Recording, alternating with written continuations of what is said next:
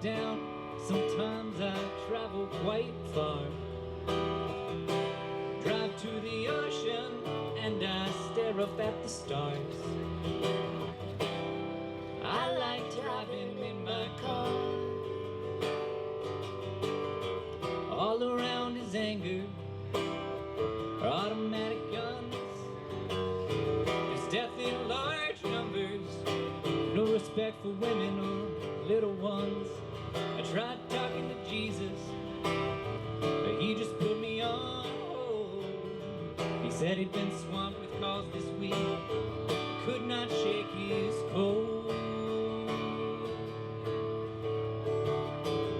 And still this emptiness persists.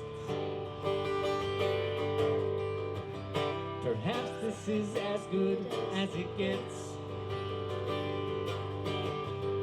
When you've given up the drink and those nasty cigarettes, you leave the party early, at least with no regrets.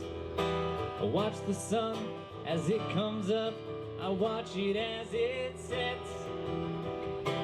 This is as good as it gets. How's that? Woo woo! All right, I'll give you guys a minute to just come on up. While you're doing that, I want to say a special thank you to Kate and Pat Beckman for doing our music tonight. Beautiful voices, amazing people. They have been part of our coalition for more than a decade. I won't say how long. I think going back 15 years maybe. But we so appreciate your beautiful voices. We are so excited to have you here tonight. My name is Erica Maillet. I'm the director of the Reading Coalition for Prevention and Support at the Reading Police Department. We are part of the Mystic Valley Public Health Coalition, which is 7 communities: Medford, Malden, Melrose, Wakefield, Stoneham, Winchester. And together we do this work to bring awareness to not just substance misuse, but also suicide, which can often be comorbid with addiction. Tonight, we're just going to do a few speaking pieces. We have a beautiful poem reading by one of our young people. We have a guest speaker, Barry Bryan, who I'll tell you more about. But I want to say a few words before we get started. In 2024, within the Commonwealth of Massachusetts, 3,692 people died due to complications from substance misuse. The leading cause of substance misuse death was alcohol, followed by opioids and then stimulants. I think it's important to point out the impact of alcohol, not just on our community, but across the Commonwealth of Massachusetts. It is important when we think about prevention, when we work with young people, because it's often the first substance that they become attached to.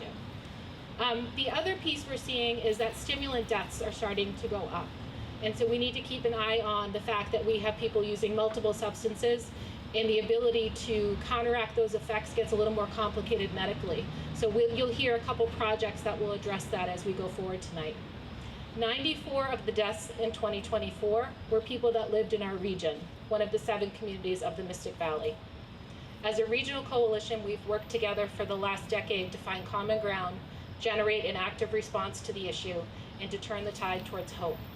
I want to say a special thank you to my colleagues across the Mystic Valley. We work together as a coalition. We also want to say thank you to the Medford Mayor, Brianna Longo, who's here tonight representing Medford. I want to say thank you to Dot Butler, Maureen Busby, and all my colleagues across the Mystic Valley, as well as Barry, who will be speaking. We have amazing prevention professionals that are doing this work. Prevention is a long game. It's a marathon, not a sprint. And there are some days where you feel like you're not really making an impact. But we keep the prevention work going, because one of the pieces that families who've lost someone has told us is that we want you to try to prevent less loss moving forward. And so we take the prevention work very seriously. I want to introduce our town manager, who has been an amazing supporter of our work at the coalition. We are very lucky to have such a thoughtful and deep thinking town manager. He is really careful in looking at the big picture that involves not just our law enforcement work, but the proactive prevention that we do. So I'm going to have Matt come up and talk a little bit about our Reading Poetry Prize. So I'll hand it over to Matt.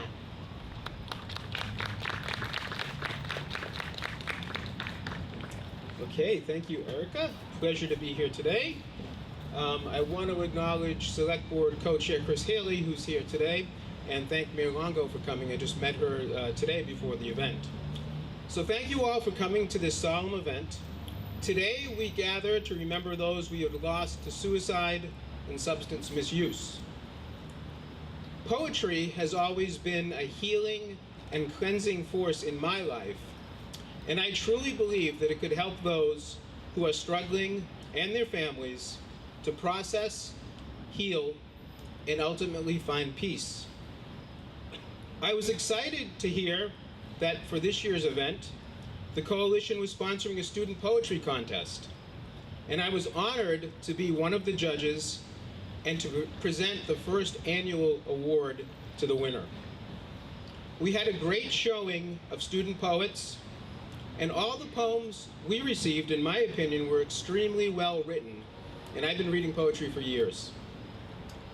But one poem stood out, and that poem was "In My Heart's Fire" by Aaron Soto. Aaron is a 12th grader here at Reading Memorial High School.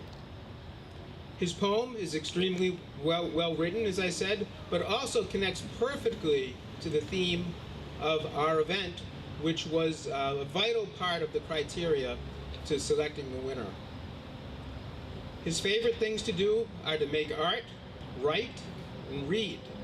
He loves kids, and he loves teaching, and is working towards a career as an early educator.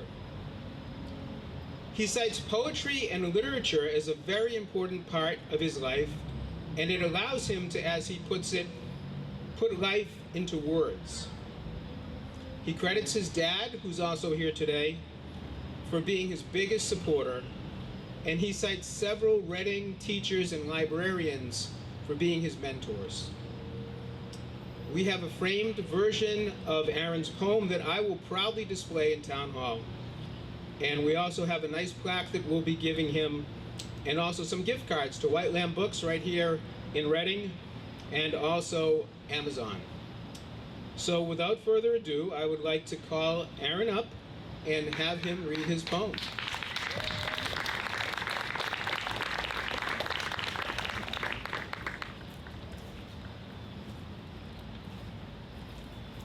Thank you so much. So I wanted to say a couple things about this because this topic is so deeply important to me. I struggled with a 5-year addiction to self-harm when I was very much younger. And this poem and this topic in general is so important to shed light upon. And we have lost so many people to things that could have been prevented if they had a strong community. So this poem is deeply about community. And I guess when I'm reading this, just think a little bit about the fire in your heart and how you can share that with other people. My tunnel was dark. As I walked, my tunnel got darker and darker. My hands got colder and cracked. I carried in my heart a hole for a little fire to sit, mine almost extinguished, wispy, barely there if not for a whisper of smoke. It was too dark. Without darkness, though, how can you see the spark? When I called out for help, someone came. Someone lit my fire for me. Someone joined me with a pat on the back and a tissue for kindling. 3 years of gentle fire, nursing the flame until I could warm my hands. 3 years as people I once rejected grew closer to me. My fire warmed us all. I wasn't alone. I wasn't alone. My fire spread through the hearts of those around me. We lit the hearts of those in the tunnel. For the next person, and the next, then the next. Some lived their lives engulfed in warm flames. Some lived their whole lives without the flicker of light. The fire in your heart is meant to be shared, to be passed from heart to heart, to warm the cracked fingers of those who've gone too long without the smoky kiss of sparks. I'm not alone, and neither are you. Thank you so much. Thank you, Aaron. That was beautiful. Takes a lot of guts to get up here and do a reading like that.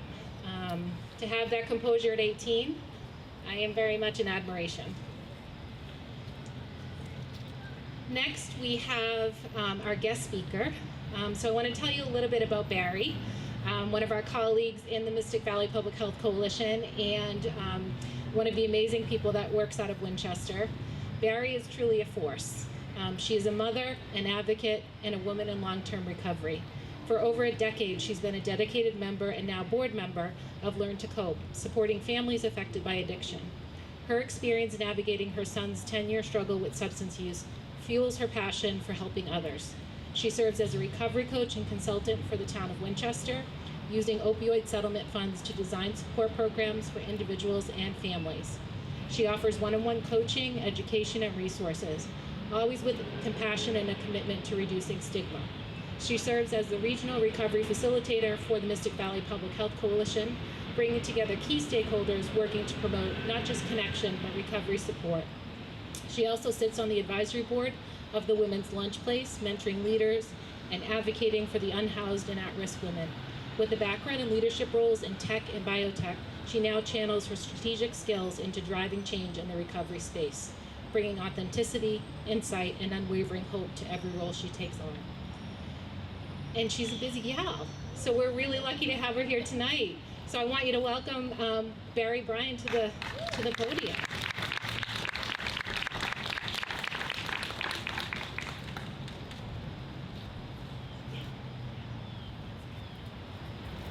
Hi, everybody. Thanks, Erica and Aaron. I'm so moved, wherever you just went, by that beautiful poem. So thank you. God, after that intro, I said to my friend, I've been box breathing for about a half an hour. So I was thinking about, this is the ripple effect, and I was thinking about really my story. You know, it was a story of many ripples.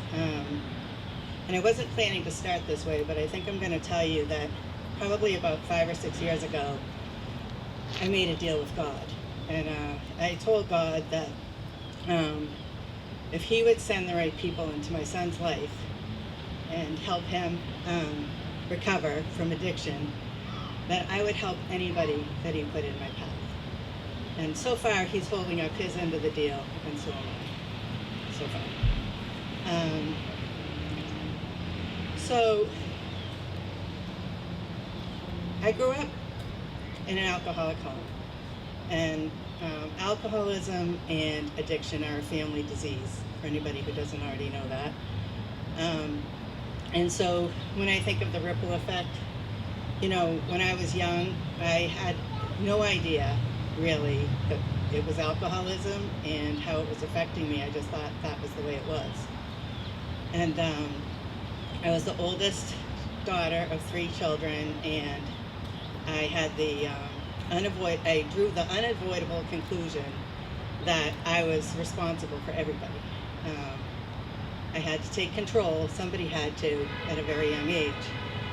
And basically what happened from there is I applied that lens of thinking I had to control everybody and everyone to everything I did for a long time.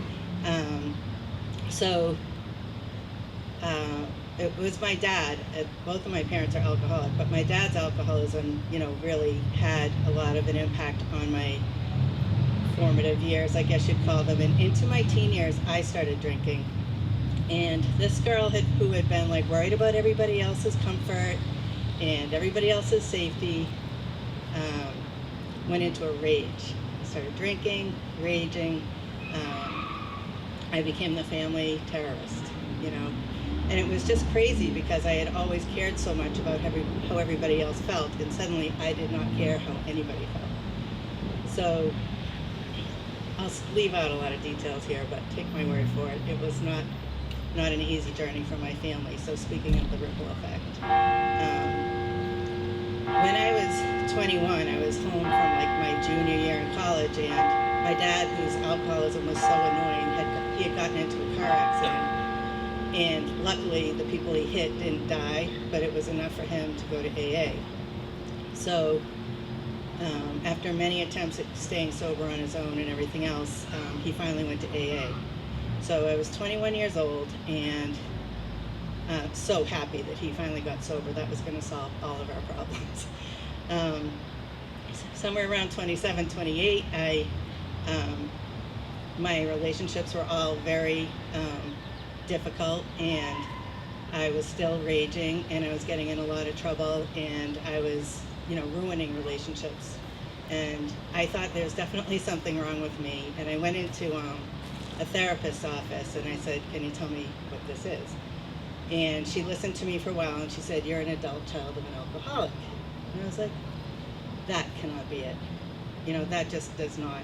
Because what had happened was I was so conditioned to that life, I didn't know that was so impactful, that it would be really ruining my ability to live a healthy, happy life. So not long after that, I went into Al-Anon, and not long after that, I took a look at myself. And through that process of finally putting the focus on me and what I was doing and how I felt, and not people, places, and things, I realized that my drinking was a major part in all of my problems. It had played a major role in my problems since I had been 15. And so that set me off on my recovery journey. So in addition to being an adult child of an alcoholic, I'm a woman in long-term recovery, and in a couple of weeks I'll have 34 years of recovery.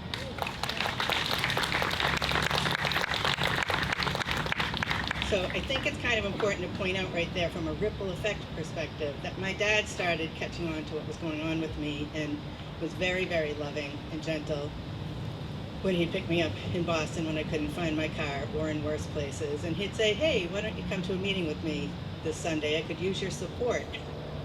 So I got a flavor for AA, and after being in Al-Anon for a while and having a bunch of jackpots myself, I really identified with what was going on in there, and began my recovery journey.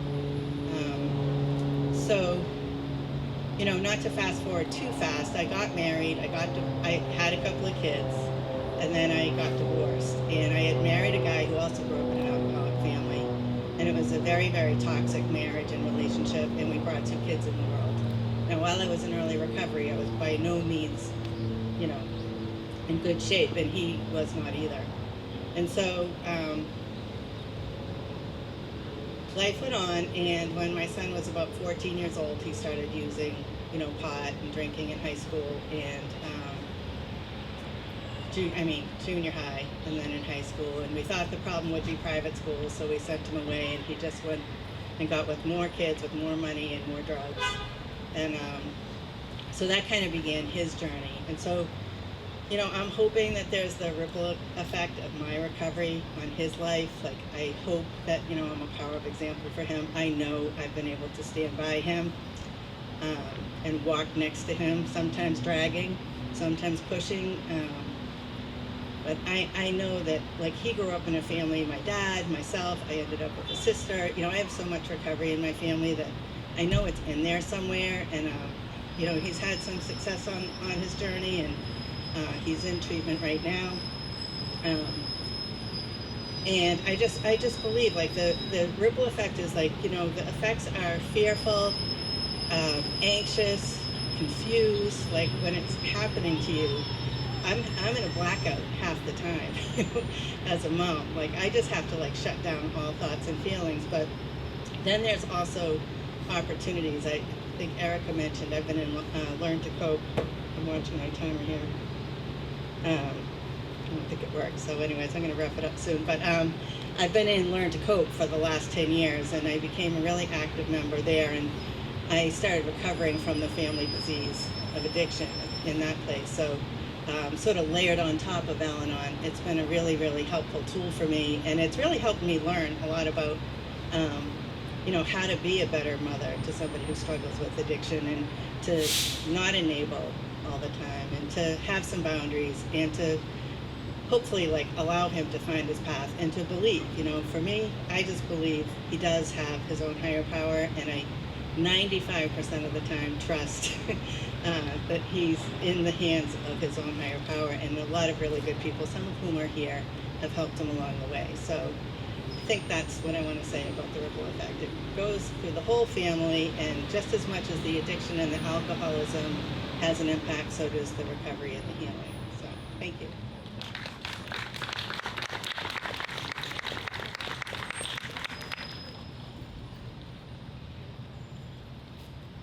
Let's give another hand for Barry.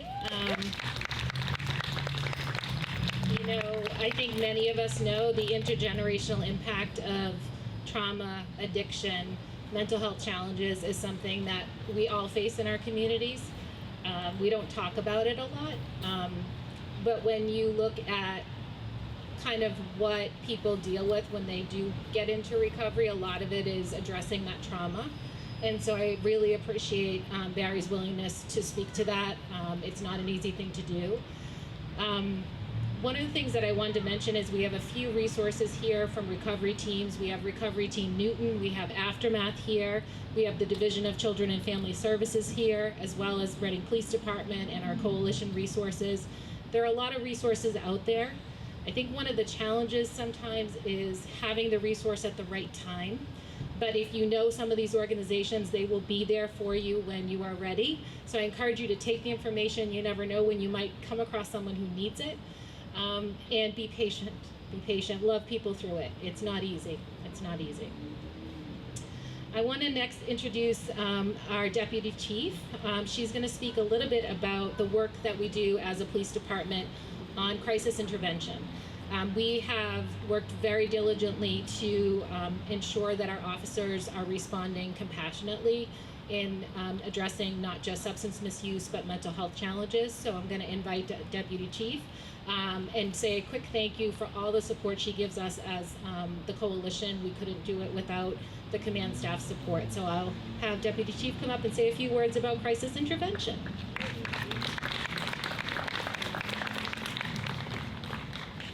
Thank you, Erica, and this is a chance that we don't get many often, but I want to thank you, Erica, so much for the work you do under the umbrella of the police department, but your entire entity, you, Jacina, and Tanya, who, if you don't know, was out injured because of her dedication to us and the children. She was skipping with our kids and hurt herself, but our coalition is so dedicated to this entire community, youth, to seniors. They do everything for us. So I just want to thank you, Erica and Jacina, for all the work you do.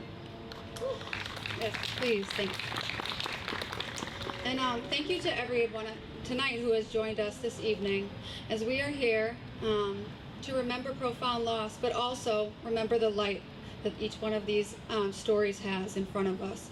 The flags on our lawn represent a story, which makes me think of a story upon myself and why I became a police officer. And it's the very basic answer that you will get from most of us, but it's true. I wanted to help people.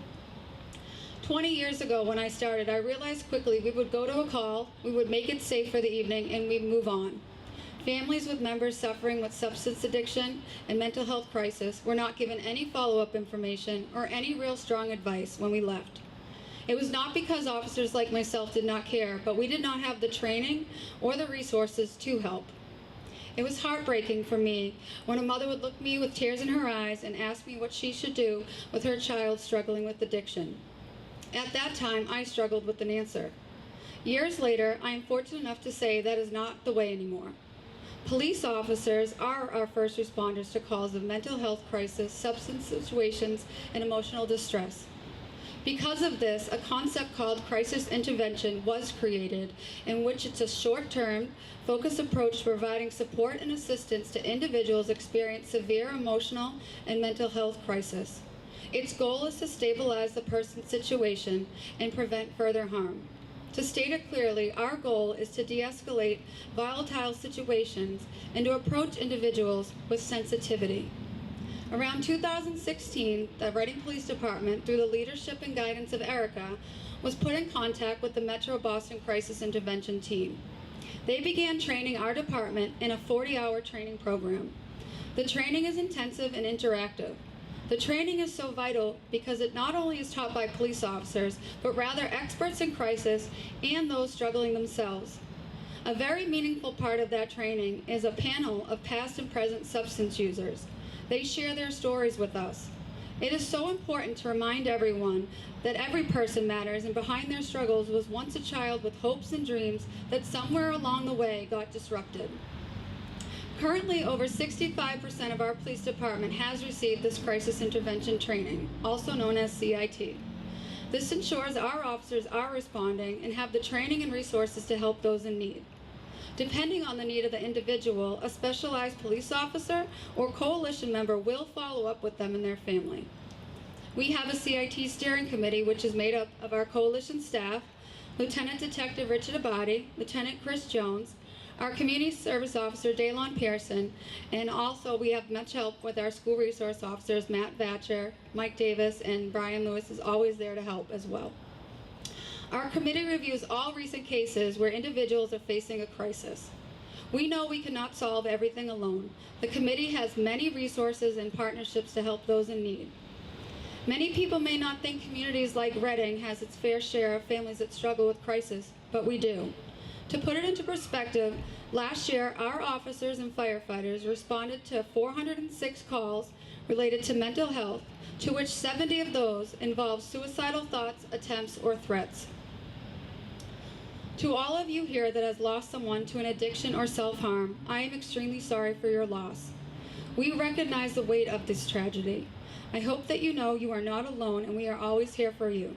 What I can promise as a police chief is that we will offer to those in Reading struggling, as our town wants to help you and your family. We will continue this incredible crisis intervention training, and I also commit to you we only hire police officers that believe in treating everybody with respect and de-escalating every call possible. We commit ourselves to the fight against addiction and the epidemic of suicide. Most importantly, we commit ourselves to remembering we've lost in honoring their lives to carry the memory forward in events like this evening. So thank you, Erica.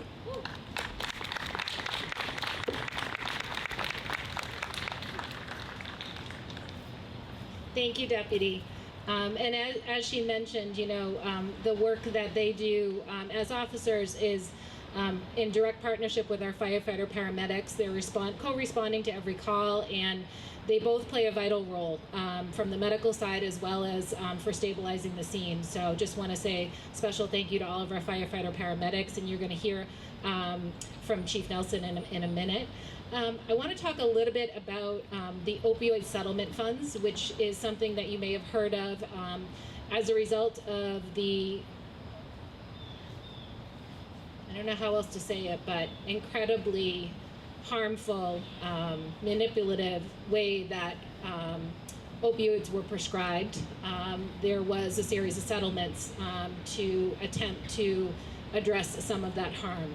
We cannot bring back those that we've lost. And so the intention of the settlement funds is to be strategic in how we approach what we can do with the funds that we have. So as a community, Reading has looked at our primary challenges. And one of the areas that we've looked at is life-saving efforts. We've looked at prevention. We've looked at how we can increase our training and support. So our coalition has a full-time clinician, Tanya, who isn't here tonight but is amazing. We are hiring a part-time clinician to assist us with children and families because we recognize in our needs assessment that children's mental health is at a crisis point in our community. We also have a number of other initiatives, and so I'm going to invite up Chief Nelson to talk a little bit about the Reading Fires Project with the opioid settlement funds.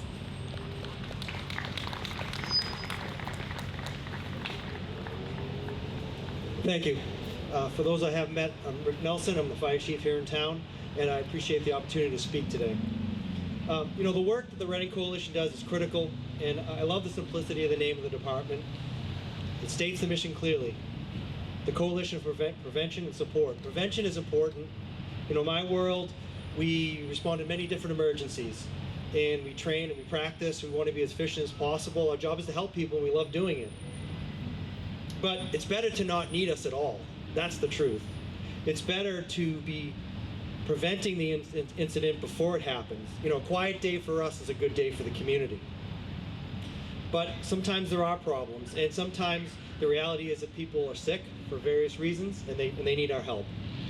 In 2024, about 11% of our medical-related calls were related to either a mental health emergency or substance abuse. Often these emergencies are related to the use of opioids, such as heroin. And for those that don't know, these drugs are insidious. They interact with the body, and they shut down the breathing stimulation within the body. And as you're all aware, without breathing, that's not going to have a good day. So my paramedics, the first thing they need to do is stabilize that breathing. And to do that, they will do a procedure called intubation. You've probably seen that different places where they place a tube in the patient's throat. Now, there's many challenges to get this done. The person's size, the anatomy, the disease process, all of these things are very complicating factors. And our goal is 100% of the time to get the tube placed the first time. Now, with all of these difficulties, that's not a real number yet. In 2024, our number was a lot lower than we were happy with, and it was 35%, which is very, very, very low. So we did a lot of training, and I'm happy to report we've doubled that number at 70%. It'd be hard to get to 100% strictly with training, though, because again, the anatomy of the person gives us challenges. So when the coalition reached out and said, what can we do to help support you? It was an amazing opportunity. We had a 5-year goal to get something that's called a video laryngoscope, where you can put that tube using a camera and a video to be able to see past these challenges, to increase the ability to do this the first time. And it's an expensive item. Times are tight. But when they reached out, they gave us the opportunity now to bring this forward. And you know, this tool itself, studies have shown that it can raise it to 90 to 100% by using this tool as far as a success rate. So we're really, really excited about this opportunity. We anticipate this being delivered to us in the next couple months, and it will be in service very rapidly after that. And I'm excited about the opportunity to give this tool to my paramedics so they can have a high success rate and increase the outcomes and the successful healing of these people that are sick and need our help and are in crisis. I do want to just circle real back to the importance of prevention, both prevention of substance abuse and mental health issues. The work you do is near and dear to my heart. My cousin John was 5 years older than me, and he was one of those crazy cousins he liked to hang with. And unfortunately, he lived out in California, and I didn't get to see him as often as I like. In 8th grade, we took a family trip to get to spend some time with him. He took me on my first motorcycle ride, and I just remember how exciting that was. And he was kind of nuts. He had this skateboard hanging in his room with this painting of a person with their mouth wide open. And I think my stomach still hurts to this day, because when he held it up and he made the same facial expression, it was him on that skateboard. And it was an amazing memory to have with him. Unfortunately, that was the last time I saw John. A few years later, at age 24, after battling depression and a few other issues, he took his own life. So the work that you do, the work that this coalition does, is absolutely amazing. I wonder sometimes if he had the support that you guys give, he'd still be riding his motorcycle. And I want to say thank you for the work you do to help people like John. Thank you for supporting my department's mission to support these people in critical needs in these medical situations. And thank you all for the opportunity for speaking today.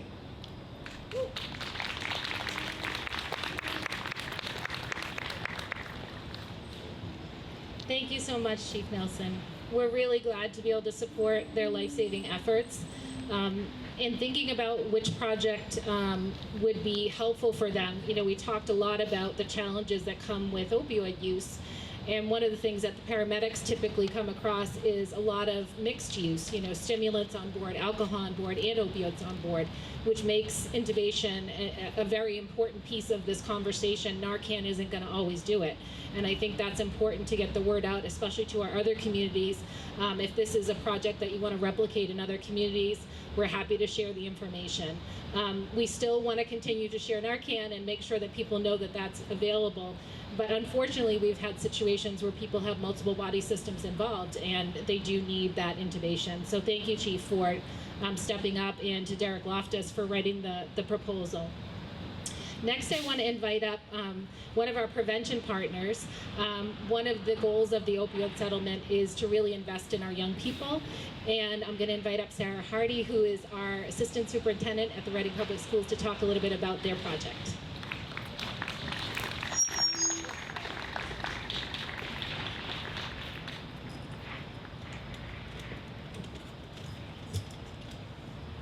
Good evening, everyone. It's truly an honor and a privilege to be here with all of you this evening at this remembrance event. It was wonderful to hear the poetry from one of our Reading students, Erin. When I first read Erin's poem, it just filled me with a sense of hopefulness for when we support each other. It speaks to the fact that recovery and healing are possible when we collaborate and lean on one another. And to me as an educator, that's one of the things that is most hopeful to me about this work, because when we learn and grow together, we really can make a difference. When Erica had approached us, working with the coalition, about possibly using some grant funding to improve education for our middle schoolers in the area of health education, we were absolutely thrilled for this very reason. And so working together and co-funding a position, we were able to take what was a part-time position in one of our middle schools, make it a full-time position across both of our middle schools, adding consistency and increasing the amount of health lessons that our middle schoolers receive.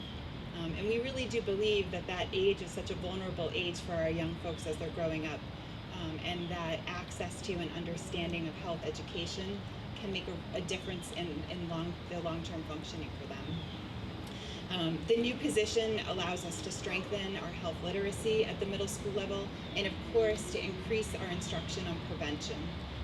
But alongside that, and just as important, are the skills and strategies that we're able to teach our students when it comes to managing stress, building supportive and healthy relationships, knowing when and where to get help when they need it, and just having a safe place to ask the questions that they have as they grow up.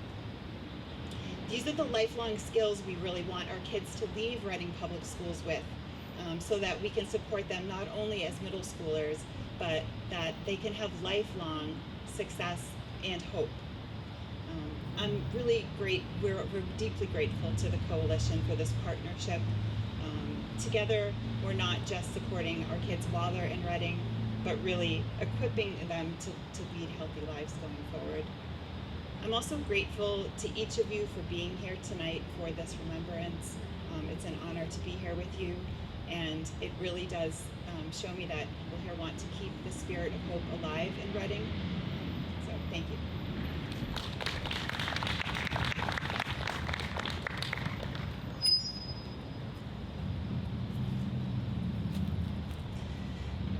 So we are going to wrap up the speaking portion. I just want to say a few other thank yous and shout outs. In a few minutes, you'll get a chance to do some visiting. I encourage you to visit each of the exhibits. We have stories here submitted by families of their loved ones. We have a series of quotes shaped like houses over there that kind of speak to some of the challenges that people in the family deal with when facing a situation where a loved one is going through it. We also have our family shields that describe why we have white flags. The white flags represent the families that have been impacted by the loss you see in the purple and the yellow. In the last 10 years, we've had 1,200 losses in the Mystic Valley in our 7 communities.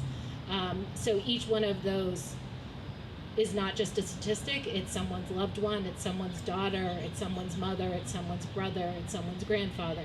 And so as you look at those flags, I encourage you to put some thought on that. And we will take an opportunity to view the exhibits, listen to some music, and then we will close with our candlelight vigil. I encourage you to visit the Reading Police Department Hidden in Plain Sight exhibit, Recovery, Team Newton, Aftermath, Office of Equity and Justice, the DCF table. Check out all of the different resources that are here. Talk with some of the people that were speakers here tonight. If you want to learn more about Chief Nelson's work, the crisis intervention team, we have lots of people here that are willing to talk. If you have suggestions, let us know.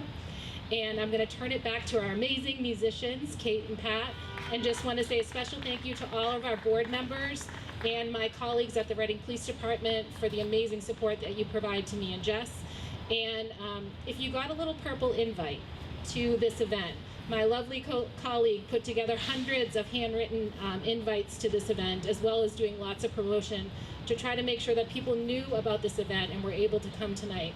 And that's just one of the little tiny things that she did. She's my partner in crime, and we really, really are very lucky to have her. So with that, I'm going to turn it back to our musicians. Enjoy the exhibits, and we'll come back together for the candlelight vigil at about 10 of 7. Thank you.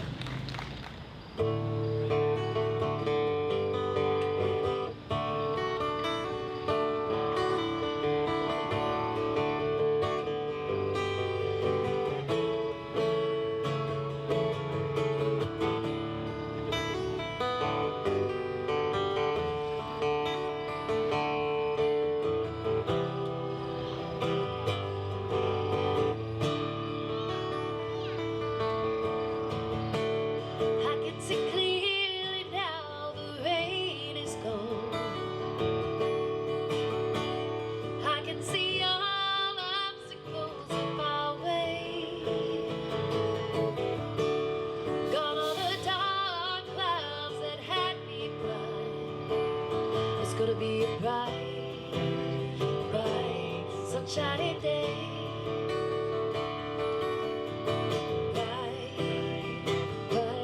Sunshiny day. I think I can make it now. The pain is gone. All of the bad feelings have disappeared. Here is a rainbow I've been praying for. It's gonna be a bright, bright, sunshiny day.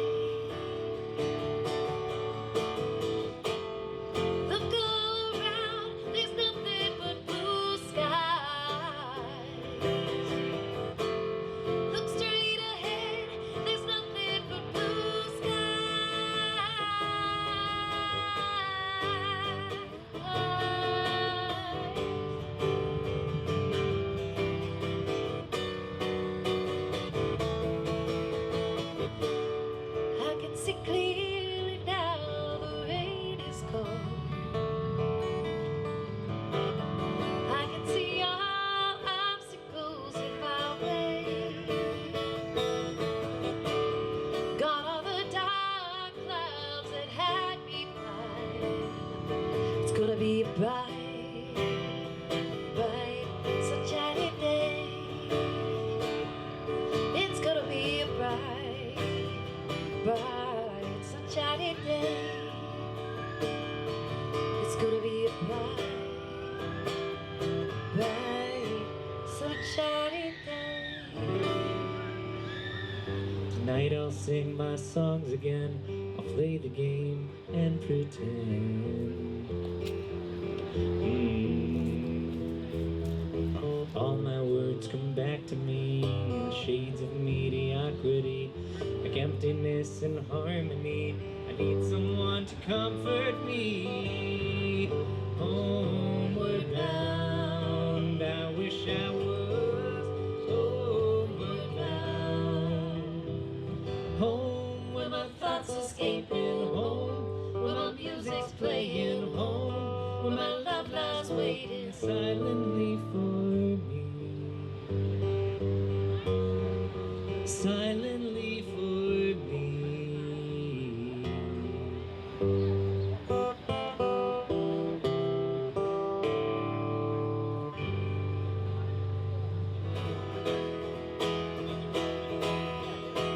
Oh, the summertime is coming, and the leaves are sweetly blooming, and the wild mountain thyme blows around the blooming heather. Will you go? Will I see you go? And we'll all go together to the wild mountain thyme all around the blooming heather. Will you go? Will I see you go? If my true love, she were gone, then I'd surely find another where the wild mountain thyme blows around the blooming heather. Will you go? Will I see you go? And we'll all go together to pluck wild mountain thyme all around the blooming heather will you go, lassie?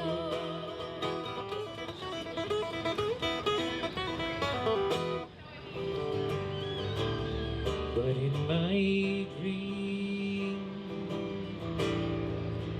I slew the dragon down this beaten path and up this cobbled lane, walking in my own footsteps once again. And you say, just be here now, forget about your past, the light is drawing the thing. Let me throw one more dice, I know that I can win. I'm waiting for my real life to begin.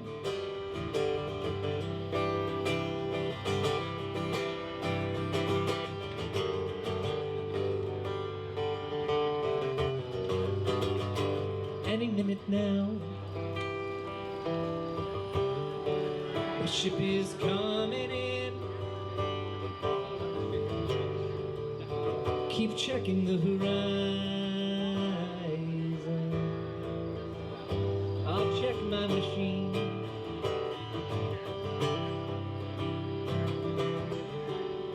There's sure to be that call. It's gonna happen soon. Soon, oh so very soon. You say, just be here now. Open up your heart. Let the light shine in. Don't you understand? I already have a plan. Waiting for my real life to begin.